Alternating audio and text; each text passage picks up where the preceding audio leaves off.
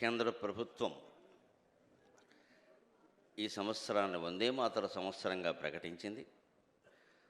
మనం ఈ ప్రసంగాన్ని వందే మాతర నినాదంతో ప్రారంభం చేస్తున్నాం. వందే మాతరం, వందే మాతరం, వందే మాతరం.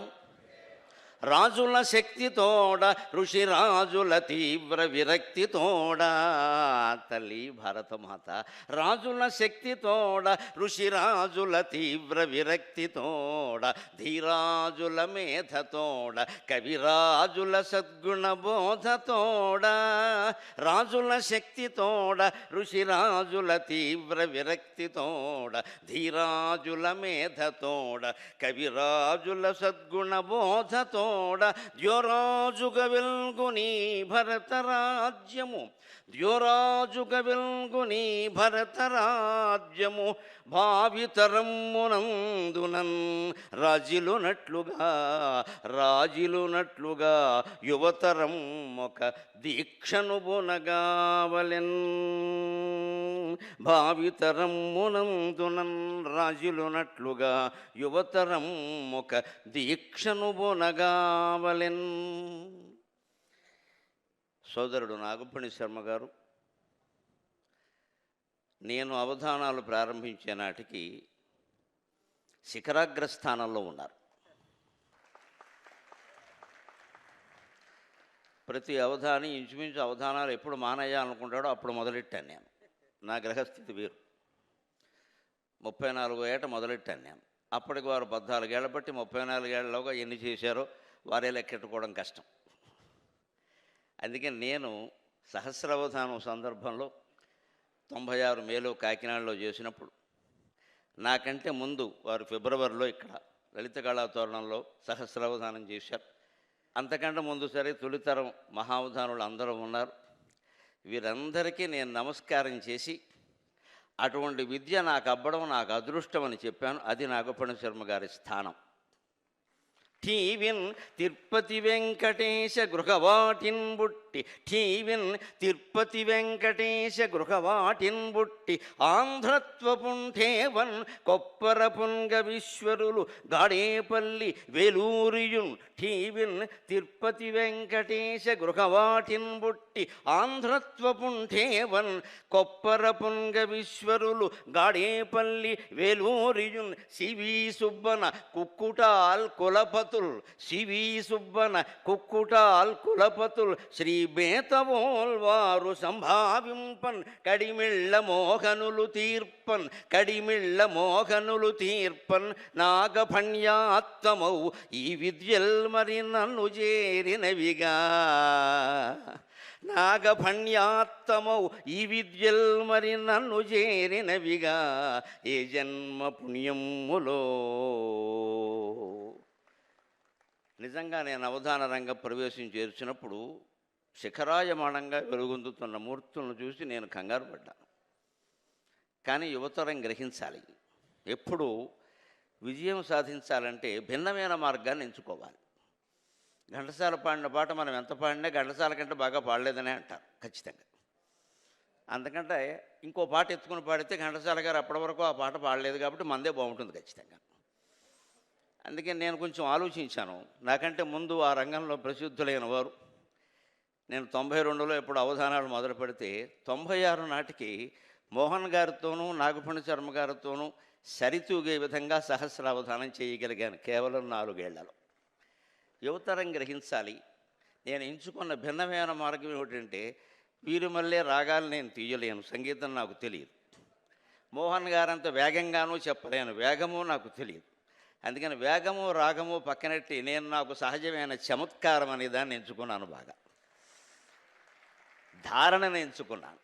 అందుకని ఎవరో కొంతమంది అడిగితే వారిది వేగం అండి, వీరిది రాగం అండి, మీదేమిటంటే నాదో ప్రధానమైన యోగం అన్నాను నేను. ఆ రకంగా భిన్నమైన మార్గాన్ని ఎంచుకుని అందులోకి వెళ్ళాం. నాగపణి శర్మ గారి సహృదయం ఎంత గొప్పది అంటే, అవధానాలు చేయడం, పాండిత్యాలు చాలామంది ఉన్నారు, చేశారు, మేము చేస్తున్నాం, ఇంకా ముందు ముందు చేస్తారు, ఇప్పుడు పిల్లలు కూడా చేస్తున్నారు. కానీ వారి సహృదయాన్ని గురించి ఒక మాట నేను 30 ఏళ్ళుగా మర్చిపోలేను. వారు ఫిబ్రవరిలో 96 ఫిబ్రవరిలో సహస్రావధానం చేస్తే నేను కాకినాడలో చెయ్యాలి అనుకున్నప్పుడు కార్యకర్తలు కేవలం ఐడియల్ కాలేజీ అధ్యాపకులు. డబ్బు లేదు, చాలా కష్టం చేయడం, 22 రోజుల పాటు పైన చెయ్యాలి. నేను స్వయంగా వారి దగ్గరకు వచ్చి, మీరు నన్ను అభినందించి ఆశీర్వదించి ఏమైనా చెయ్యగలరా అంటే, నేను వారి ఇంటికి వెళితే వారి ఇంట్లో కూర్చోబెట్టి భోజనం పెట్టి అప్పటికప్పుడు అరగంటలో ఆయన ఒక దాతని పిలిపించి 30,000 రూపాయలు నాకు ఇప్పించారు సహస్రావధానం. ఆయన ఫిబ్రవరిలో చేశారు, నేను ఏప్రిల్ నెలలో వారి ఇంటికి వెళ్ళాను, మేలో నేను సహస్రావధానం చేశాను. నేను ఇప్పిస్తున్నాను, మీరు చేయండి సోదరులు తప్పనిసరిగా. మేము ఇక్కడ హైదరాబాద్లో చేశాను, వారు తిరుపతిలో చేశారు, మీరు సాగర తీరం కోస్తా జిల్లాలో చేయండి అని నన్ను అభినందించి పంపించారు ప్రత్యేకంగా. వారి సహృదయానికి నేను నమస్కారం చేస్తున్నాను. ఇప్పటికి 30 ఏళ్ళుగా నేను ఆ విషయాన్ని మర్చిపోలేను.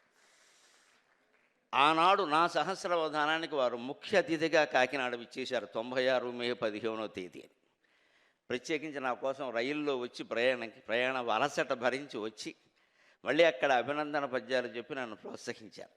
ఇవాళ వారికింత పద్మశ్రీ పురస్కారం తర్వాత ఇంత సత్కారం జరుగుతూ ఉంటే, ఒక ముత్తైదువుని మరో ముత్తైదువు గౌరవించినట్టుగా పద్మశ్రీ పురస్కృతుడైన నాకు వారిని గౌరవించే అవకాశం రావడం చాలా సుకృతంగా భావిస్తూ ఉన్నాను. నాటి సభకి వారు విశిష్టమైన అతిథి అయితే, నేటి సభకి నేను విశిష్టమైన అతిథిగా వస్తుంటే నాకు 30 ఏళ్ల కాలచక్రం అంతా తిరిగినట్టుగా అనిపించింది ఒక్కసారి. ఇంకొక అవకాశం, వారు సహస్రావధానం చేస్తుంటే అప్పటికే నేను ఏలూరులో ద్విశతావధానం చేసి ముగించుకొని వచ్చి, అసలు సహస్రావధానం ఎలా చేస్తున్నారు, దీనికి ధారణ ప్రణాళిక ఏమిటి, ఇదంతా చూడాలని నేను తిరుపతిలో మోహన్ గారి అవధానానికి హాజరయ్యాను. తర్వాత నాగపణి శర్మ గారి అవధానానికి హాజరయ్యాను. ఇక్కడ హాజరైనప్పుడు జరిగిన ఒక చిత్రమైన విషయం ఏంటంటే, అప్పటికి నేను అవధానాలన్నీ ప్యాంటు చొక్కాతో చేశా, ఎందుకంటే పంచకట్టుకోవడం అలవాటు అవ్వలేదు. మొదటి శతావధానం తర్వాత శతావధానం కూడా ప్యాంటు చొక్కాతోనే చేశాను. మా రామబ్రహ్మ గారు బలవంత పెట్టి నన్ను ద్రాక్షారామం శతావధానానికి పంచి కట్టించారు. అప్పుడు సగం దృష్టి పద్యం మీద ఉంటే సగం దృష్టి పంచం మీద ఉండేది, ఎక్కడ ఊడిపోతుందో అని. ఈ భయం పడలేక నేను కట్టేవాడిని కాదు. అలాగే ద్విశతావధానిగా ఒక మామూలుగా పృచ్ఛకుడుగా ఇక్కడికి వస్తే ఒకరోజు మధ్యాహ్నం ఆయనే కార్యకర్తలకు చెప్పి, వారు ద్విశతావధానం చేశారు, సహస్రావధానం చేయాలనుకుంటున్నారు, వారిని సంచాలకుడుగా పెట్టండి అన్నారు. నేను అప్పుడు కూర్చుండగానే విచిత్రం ఏం జరిగిందంటే, నాకు బాగా గుర్తుంది, ఇప్పటికీ ఒళ్ళు పులకించే సన్నివేశం. ఇలా కూర్చోగానే వెంటనే పృచ్ఛకుడు పంచాశ్యము ప్రక్క నరుడు భద్రత నుండెన్ అని సమస్య ఇచ్చారు ఆయన. ఒక సింహం పక్కన మనిషి హాయిగా కూర్చున్నాడు అన్నట్టుగా చెప్పారు. పంచాశ్యము ప్రక్క నరుడు భద్రత నుండెన్, అది మామూలుగా ప్రణాళికలో భాగంగా ఇచ్చింది, నేను వచ్చాను వారేమి ఇయ్యలే. కానీ నాకు వెంటనే స్ఫురించి నేను చెబుతాను, దీనికి శర్మగారు తర్వాత చెబుతారన్న అని, సంచాలక పీఠం మొన్న పంచెను ధరింపగలేని బాపడనగు, సంచాలక పీఠం మొన పంచెను ధరింపలేని బాపడనగు, నన్నుంచుట సమస్య కాదా పంచాశ్యము ప్రక్క నరుడు భద్రత నుండెన్. ఇంతవరకు అవధానానికి పంచికట్టుకోవడం కూడా తెలియదు నాకు, 100 పద్యాలు అప్పగిస్తున్నాను. కానీ అటువంటి వాడిని తీసుకొచ్చి ఇక్కడ కూర్చోబెట్టి సంచాలకుడుగా ఉండమని వారే అడిగారు. అంచేత సింహం పక్కన కూడా నరుడు భద్రంగా ఉండగలరంటే ఇదే ఉదాహరణ అన్నాను. ఆ రోజు అవధానం అయ్యాక నాకు కలిగిన అనుభూతి ఏమిటంటే, ఆయన గానఝరి అదిరెన్ నాగఫణీంద్ర శర్మ రసరాగార్ద్ర స్వరూపం అదే, అదిరెన్ నాగఫణీంద్ర శర్మ రసరాగార్ద్ర స్వరూపం అదే, అదిరెన్ నాగఫణీంద్ర శర్మ నసరాగార్ద్ర స్వరూపం అదే, హృదయోద్భూతమునైన గానచరితో హేలా విలాస ప్రభాస్పద లావణ్యయుత అప్సరో నటనయై, హేలా విలాస ప్రభాస్పద లావణ్యయుతాప్సరో నటనయై, సాహిత్య భూభాగమున్ కదలంబోక, సాహిత్య భూభాగమున్ కదలంబోక, సహస్ర భోగముల చక్కందాల్పగా శేషుడే. అవధానం చేస్తుంటే శేషుడికి కూడా భయమైంది. నా భూమండలం మొత్తం మీద సాహిత్యపరమైన భూభాగం కదిలిపోతుందేమో దీనికి అని. అందుకని ఆయన కూడా నాగపణి శర్మ అవధానాన్ని చూసి ఆ గానచరికి ముగ్ధుడై ఎక్కడ భూమండలంలో సాహిత్యపరమైన భాగం కదిలిపోతుందో అని కాస్త చక్కగా 1000 పడగల మీద దాన్ని ధరించాల్సి వచ్చింది అని నాకు తోచినటువంటి భావంగా చెప్పాను. అది వారి గానచరి.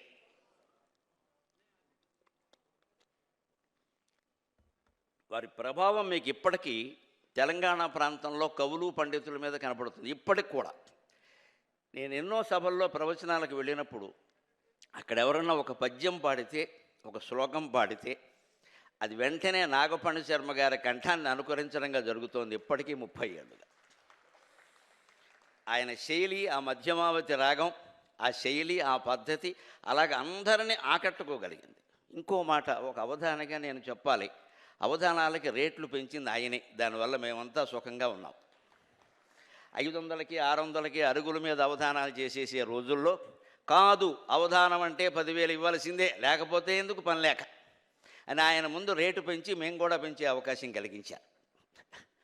దానికి అంతేకాదు రాజయోగం కలిగించారు అవధానానికి. ఒక దేశ ప్రధానమంత్రి ఒక సహస్రావధానంలో పృచ్ఛకుడుగా పాల్గొనడం అంటే సామాన్యమైన విషయం కాదు. ఆయన స్థాయిని, ఆయన పలుకుబడిని, ఆయనకున్న గౌరవాన్ని అంతా ఉపయోగించి ఢిల్లీ నుంచి ఇక్కడికి ప్రధానమంత్రిని తీసుకువచ్చి ఆయన్ని ముఖ్య అతిథి స్థానంలో కూర్చోబెట్టి ఆయన ఒక ప్రశ్న వేయడం, ఈయన చెప్పడం, ఇవన్నీ మన కళ్ళతో మనం చూసాం. అప్పటికింకా నాకు కళ్ళజోడు లేదు కాబట్టి నా 2 కళ్ళు పుణ్యం చేసుకున్నాయి అనుకున్నాను. స్వయంగా చూశాం కాబట్టి, కళ్ళజోడుతో చూసేంత ఇబ్బంది లేదు కాబట్టి. ఎంత రాజయోగం! ఒక విద్యకి రాజయోగం కలిగించాలంటే కాస్త లౌక్యం, చాతుర్యం ఉండాలి. నేను ఉన్న చోటే ఉంటాను, అదే పంచె కట్టుకుంటాను, అదే అరుగు మీద కూర్చుని చెబుతాను, వినేవాడు వింటాడు, లేనివాడు లేదని ఎవడు వినడు. బతుకు తెరువుకి ఏమిటంటే ఎప్పుడూ పండితుడైన వాడికి బతికే విధానం కూడా తెలియాలి, తన కళను బతికించే విధానం కూడా తెలియాలి. అది బాగా తెలుసున్నవాడు కాబట్టి ఆయన దాన్ని సాధించగలిగాడు. అటువంటి గొప్ప అవధానం. ఒక సమ్మోహన శక్తియున్న కవితోద్యోగేంద్రుడాతండు, ఒక సమ్మోహన శక్తియున్న కవితోద్యోగేంద్రుడాతండు, వానికి పద్యములు శ్లోకముల్ వశములై నిర్మాణ ధర్మంబులో పికగీతములనాలపించు. ఆయన పాడడం మొదలు పెడితే కోకిల వచ్చి కూర్చుంటుంది అక్కడ. ఎందుకంటే ఈయనకేదో నేర్పుదామని కాదు, ఆ కంఠం నుంచి నేర్చుకుందాం, ఇంకా మధురంగా పాడడం ఎలాగో నేర్చుకుందాం. కోకిల 2 నెలలే పాడుతుంది, ఈయన 12 నెలలు పాడతాడు. అది గొప్ప విషయం. ఒక సమ్మోహన శక్తియున్న కవితోద్యోగేంద్రుడాతండు, వానికి పద్యములు శ్లోకముల్ వశములై నిర్మాణ ధర్మంబులో పికగీతములనాలపించు. నిర్మాణ ధర్మంబులు ఓపిక గీతములనాలపించు. ప్రభుహృత్పీఠములు అవ్వానికిన్ సుకరం వయ్యే. ప్రభుహృత్పీఠములు అవ్వానికిన్ సుకరం వయ్యే. వధాన విద్య తదుష శ్రోతస్విని స్నాతయౌ. పెద్ద పెద్ద నాయకుల హృత్పీఠాలని ఆకర్షించుకోగలగడం అంటే సామాన్యమైన విద్య కాదు. ఒక ఉపాసన ఉంటే తప్ప సాధ్యం కాదు అది. దాని ద్వారా దాన్ని సాధించి ఆయనతో నిజానికి ఆయన కంటే ఎక్కువగా కూడా ఆ కళకి గౌరవం లభించేలా చేయడం వల్ల అప్పుడు ఎంతోమంది అవధానులు పుట్టుకుని వచ్చారు. అదివరకు అవధాన కళ కొంతకాలం చేసి దీనికి గిట్టుబాటు కాదని మానేసిన వాళ్ళు కూడా మళ్ళీ ఈ రంగంలోకి వచ్చారు. నా మటుకు నాకే 9 కాలేజీలు మారినటువంటి వాడిని ఇక ఉద్యోగాలు అవసరం లేదు, అవధానాలు చేసుకుని బతకచ్చు అనే నమ్మకం కూడా కలిగింది అప్పట్లో. అంత ప్రభావం వచ్చింది ఆ విద్యకి. మనం చేపట్టాము అంటే అటువంటి ప్రభావం కలిగించాలి ఆ విద్యని. ఇక ఆయన ప్రతిభ అంటే 1-2 మాటలు చెప్పి నేను సెలవు తీసుకుంటా. అవధాని ప్రతిభ అంతా 4 అంశాల్లో ఉంటుంది. 1 సద్యస్ఫూర్తి, 2 ధార, 3 ధారణ, 4 చమత్కారం. ఆధునిక కాలాన్ని బట్టి ఈ చమత్కారం కూడా ఉంటే తప్ప అది రాణించదు. అది ఆయనకి సద్యస్ఫూర్తి ఎటువంటిదంటే, ఒక అవధానంలో నేను స్వయంగా చూడలేదని కానీ విని నా ఇంట్లోంచి నేను ఆయన అవధానం చేస్తున్న దిక్కుకు తిరిగి నమస్కారం చేశాను. ఈ ప్రజ్ఞకి నమస్కారం అయ్యా. జడేజా, కాంబ్లే, కుంబ్లే వీళ్ళంతా ఏ రంగంలో ప్రసిద్ధులో తెలుసు. జడేజా, కాంబ్లే, కుంబ్లే ఈ పదాలు ఇచ్చి రామాయణంలో ఏదైనా ఘట్టంలో పెట్టి చెప్పండి దత్తపదని అడిగితే ఆయన ఒక నిమిషం ఆలస్యం చేయకుండా ఏషా జడేజా అని హనుమంతుడు సముద్రం దాటేటప్పుడు సింహకిన ఎత్తుకున్నారు. ఏకంగా జలేజా అనే దాని నుంచి జడేజా అని పుట్టించారు. ఇది చాలామందికి తెలియకపోవచ్చు. పాండిత్యం ఉంటే తప్ప చెయ్యలేని పని. ఇది కేవలం స్ఫురణ వల్ల అయ్యేది కాదు. ఏదో తోచిన పద్యం చెప్పడం కాదు ఇక్కడ. తేటగీతో ఆటవెలతో వాగేసి చప్పట్లు కొట్టించడం కాదు ఇక్కడ. జడేజా అనే క్రీడాకారుడు పేరు రావాలంటే రామాయణంలో ఎలా సాధ్యం? వెంటనే స్ఫురణ ఎక్కడికి వెళ్ళింది అంటే హనుమంతుడు సింహికిని సంహరించేటువంటి ఘట్టంలో కూడా అది నీటిలోంచే పైకొచ్చింది కదా. అది జలేజా, జలేజాత ఇది జలేజా. కానీ సంస్కృతంలో ఒక మర్యాద ఏమిటంటే లడయోరభేద. లకారం దానికి డకారం, డకారానికి లకారము వాడచ్చు. వశుచరిత్ర నిండా భట్టుమూర్తి అటువంటి ప్రయోగాలే చేస్తాడు గిరికి అనే కన్యకి. అది గ్రహించుకుని ఆ పండితుడు ఏషా జడేజా అని అందగానే అక్కడ పక్కనున్న రామబ్రహ్మం గారు సహా మొత్తం భవనం అంతా చప్పట్లతో దద్దరిల్లిపోయింది నా స్ఫూర్తికి. అందుకే స్ఫురణానామ పుమాన్ రూప నీల నీరద సన్నిభ సా అర్జునస్య రథకూబరే స్థిత అంటాడు వ్యాసభగవానుడు భారతంలో. కర్ణుడు బాణాలు వేస్తూ ఉంటే కర్ణుడికి బాణం పట్టుకున్నాడు కానీ మంత్రం స్ఫురించట్లేదట. నాకు మంత్రం స్ఫురించట్లేదని కర్ణుడు శల్యుడితో అంటే శల్యుడు అంటాడు, నీకెందుకు స్ఫురిస్తుందయ్యా మంత్రం? స్ఫురణానామ పుమాన్ రూప. స్ఫురణ అంటే మగవాడయ్యా. సా నీల నీరద సన్నిభ, వాడు నీలమేఘం రంగులో ఉంటాడయ్యా.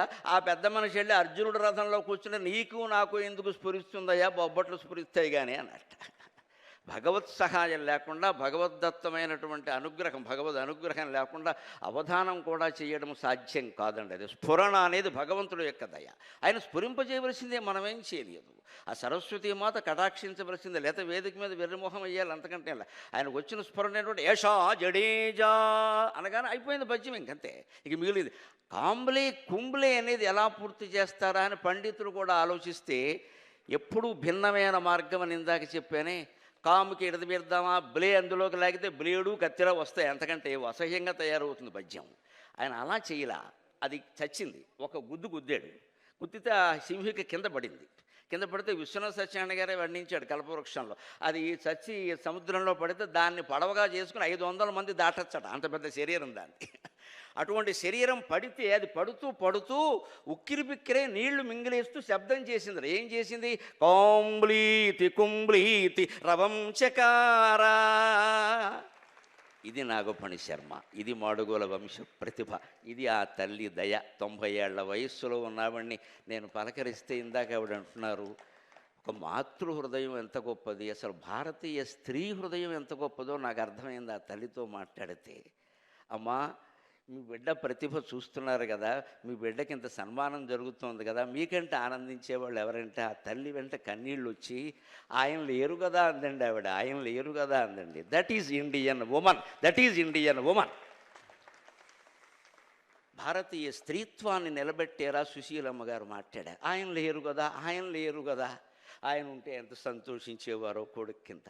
తాను ఉన్నానన్న సంతోషం కంటే ఆయన లేరనేది ఒక చింత అయింది. ఇది ఇవాళ నూతన దంపతులందరూ గ్రహించాల్సిన విషయం. అప్పుడు పెళ్ళిళ్ళలో జీవితాల్లో మావిడాకులే ఉంటాయి, విడాకులు ఉండవమ్మా. అలా తలుచుకోవాలి. ఆవిడ మీరున్నారు, మీకు ఎంత ఆనందం కలిగింది అంటే ఆయన లేరు కదా అంటే నాకు కళ్ళనీళ్ళు వచ్చే వెంటనే ఎంత గొప్ప స్త్రీ ఈవిడ, భర్తను తలుచుకుంటుంది ఇప్పుడు, ఆయన లేరు కదా అంటుంది. అది కావలసిన ఆ మాతృమూర్తి యొక్క దయ, ఆ స్ఫురణ ఆయనకి స్ఫురించి అలాగా జరిగింది. ఇంకా చెప్పాలంటే మా ఇంట్లో మా ఇల్లాలు సాక్షి, చపాతీ వండినప్పుడల్లా నాగపణి శర్మ గారు తలుచుకుంటాం ఖచ్చితంగా. చపాతీ చేసిన వెంటనే ఆవిడ అంటుంది, నేను అన్నాను ఎస్ చపాతీ జగత్సర్వం అని మా శారద అంటుంది వెంటనే. నేను అలా నేర్పించాను పద్య. చపాతీ అనగానే దీన్ని నాగపణి శర్మ గారు దత్తపదిలో విడదీసినట్టుగా నేను కూడా చేయలేదు, ఎవరూ చేయలేదని చెప్పాను నేను. మా ఇంట్లో చపాతీ చేసినప్పుడల్లా ఆవిడ ఏమంటుందంటే ఎస్ చపాతీ జగత్సర్వం ఉంటుంది. నేను నాగపణి శర్మకి నమస్కారం అంటాను వెంటనే. శంకరదయాళ శర్మ గారు ఇచ్చినటువంటి దత్తపది. అప్పుడు రాష్ట్రపతిగానో ఉపరాష్ట్రపతిగానో ఉన్నారు ఆయన. శంకరదయాళ శర్మ గారు సంస్కృతంలో ఈ చపాతీ, పరోటా, కుర్మా, సాంబారు ఈ 4 ఇచ్చి పద్యంలో శ్లోకంలో పెట్టమంటే ఒక క్షణంలో స్ఫురణ కలిగి ఆయన సంస్కృతంలో చెప్పింది యశ్చపాతి జగత్సర్వం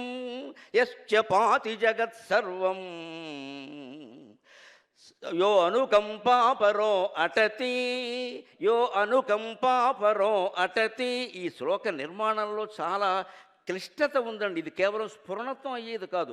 వ్యాకరణం బాగా తెలియాలి, పాండిత్యం ఉండాలి, దాన్ని సర్దుబాటు చేయగలగాలి. లేకపోతే పరోటా లాంటి మాట అసలు రాదు, సాధ్యం కాదు ఇది. యశ్చపాతి జగత్సర్వం యో అనుకంపాపరో అటతి సాంబారుద్రస్తమాశ్రిత్య సాంబారుద్రస్తమాశ్రిత్య వయం కుర్మక నమశ్శతం. యశ్చ పాతి జగత్సర్వం, యశ్చ ఏ భగవంతుడైతే ఈ జగత్సర్వం జగత్తు మొత్తటిని రక్షిస్తున్నాడో ఆయన పరోటా రావాలి కదా. యో యహ అనుకంపాపరో అటతి, ఆ పరోటా దగ్గర రో పక్కనే టా రావాలి. కానీ ఎంత బుద్ధి స్ఫురించింది ఆయనకి, తల్లి దయ నిజంగాను. పరో అటతి అన్నప్పుడు మధ్యలో అవగ్రహం ఉంటుంది. ఆ అవగ్రహం లేకపోతే మన పని శనిగ్రహమే, ఏం చేయలేము అక్కడ. పరో పక్కన టా రాదు. పరో అటతే అన్నప్పుడు ఆ కనపడకుండా అకారం వస్తుంది. అది ప్రయోగించేన యో అనుకంపా పరో అటతి, ఈ జగత్తు మీద అత్యంతమైన దయతో ఆయన అంతా సంచరిస్తూనే ఉంటాడు. జగద్వ్యాపకుడు కదా శ్రీ మహావిష్ణువు. అందుకని యో అనుకంపా పరో అటతి సాంబా రుద్రహ తమాశ్రిత్య, అటువంటి వాడే సాంబుడు రుద్రుడు కదా, శివుడైనా కేశవుడైనా ఆయనే కదా. తమాశ్రిత్య, అటువంటి పరమేశ్వరుణ్ణి ఆశ్రయించి నేను నిశ్చింత మనం ఏం చేస్తున్నామంటే వయం కుర్మక నమశ్శతం, నేను శత నమస్కారాలు చేస్తున్నాను అని కుర్మా కూడా జోడించారు. ఇది ఈ సభలో చెప్పడానికి ముందు ఒక 3-4 ఏళ్ల క్రితం అనుకుంటాను, నేను ఎక్కడో అవధాన విద్య మీద మాట్లాడుతూ ఇంత గొప్పగా చేస్తారని వారి పేరు చెప్పి ఈ ఉదాహరణ చెబితే కిందికి దిగాక ఒక పండితుడు అడిగాడు, కుర్మా అంటే రాకి దీర్ఘం ఉంటుంది కదండి కుర్మా అని, కుర్మహ అన్నారు కదా, సరిపోయిందా, సాటి అవధానిగా మీరు అంగీకరిస్తారా అని అడిగారు. ఇదివరకు పద్యం ఆయనకు సద్యస్ఫూర్తికి పరీక్ష, ఇది నా సహృదయానికి పరీక్ష. నేను వెంటనే అన్నాను, కుర్మా పెట్టినప్పుడు ఎప్పుడైనా చూడండి 2 చిన్న కప్పుల్లో ఇస్తారు, అందుకే కుర్మహ అని 2 విసర్గలు పెట్టారు శర్మగారు. అది కుర్మా అలాగే ఉంటుంది. కుర్మా ఎవడు పళ్ళెంలో ఇలా పారబోయాడు పట్టుకొచ్చి 2 చిన్న కప్పుల్లో ఇస్తారండి. ఆ చిన్న కప్పులు గుండ్రంగా ఉంటాయి, వాటినే ఇక్కడ పెట్టారండి శర్మగారు. ఆ కప్పులు కూడా కనపడాలని ఉద్దేశమైంది, నువ్వు పో బయటికి అని చెప్పాను. అది ఆయన సద్యస్ఫూర్తి ఆయనది, ఏదో సమయస్ఫూర్తి మనది. అవధానంలో పద్యాలు ఎప్పుడు ఎలా చూడాలి అంటే అంత క్లిష్టమైన పదాలు ఇక్కడ ఇమడడం కష్టమనేలా చూడాలి, కానీ పీకేసి లాగేసి దీర్ఘం లేదు హ్రస్వం లేదంటే బ్రహ్మదేవుడు కూడా ఏం చెప్పలేడు ఇక్కడ. అటువంటి గొప్ప కవిత్వాన్ని చెప్పారు. చివరిగా నాకు ఆయన చెప్పిన వాటిలో ఎప్పుడు చాలాసార్లు గుర్తొచ్చే మాట చెప్పి నేను సెలవు తీసుకుంటాను. ద్విశతావధానం ప్రారంభంలోనో ఎక్కడో చెప్పిన మాట, ఇది అవధాన ప్రక్రియ గురించి. ఏం పదాలు పడుతున్నాయిరా ఈయనకి, ఎటువంటి ఉపాసన చేశాడు ఈయన అనుకున్నాను. యోగప్రాయ మహావధాన కవిత జ్యోతిర్మయ ప్రక్రియన్, యోగప్రాయ మహావధాన కవిత జ్యోతిర్మయ ప్రక్రియన్, పూగీ మంగళవాంగ్మయ ప్రచురమై, పూగీ మంగళవాంగ్మయ ప్రచురమై, పుణ్యార్థ సంవాహమై. ఇది అవధాన విద్య గురించి ఆయన చేసిన పదప్రయోగం. ఒక ఉపాసన ఉంటే తప్ప ఈ పదాలు పడవండి. నేను అందుకే అప్పటి నుంచి ఆయన కనపడితే కావ్యం రాయండి శర్మగారు, కావ్యం రాయండి తెలుగులో కానీ సంస్కృతంలో కానీ అన్నారు. విశ్వభారతం కావ్యం రాసి ఆ సార్థకతను కూడా ఆయన నిరూపించుకున్నారు. అది జ్యోతిర్మయ ప్రక్రియ. యోగా కనపడగానే వెనకాల యతి కోసం ఒక పదం వాడతాం, మళ్ళీ యోయే వాడచ్చు, కానీ జ్యోతిర్మయ ప్రక్రియ అన్నారు. పూగీ మంగళవాంగ్మయం, ఎంత మర్చిపోయామండి. పూగి అంటే పోక చెక్కలు, తమలపాకులు, పోక చెక్కలు, అరటిపళ్ళు, వీటిని మనం వ్రతాల్లో శుభప్రదంగా ఉపయోగిస్తాం. పోక చెక్కలు ఉన్నాయంటే శుభం కింద లెక్క. పూగీ మంగళవాంగ్మయ ప్రచురమై, గకార ప్రాస కోసమే వచ్చిన పూగి అనే శబ్దం రావడం ఉంది, అది ఉపాసనాపరుడికి మాత్రమే సాధ్యం. అలా పుణ్యార్థ సంవాహమై ఆ దంపతుల యొక్క జీవితం వారి కుమార్తెలతో, అల్లుళ్లతో, మనవళ్లతో, మనవరాళ్లతో, సకల సంపదలతో శోభిల్లాలని ఆశిస్తూ ఆశీర్వదిస్తూ సెలవు. Please subscribe to our YouTube channel. Like and share this video.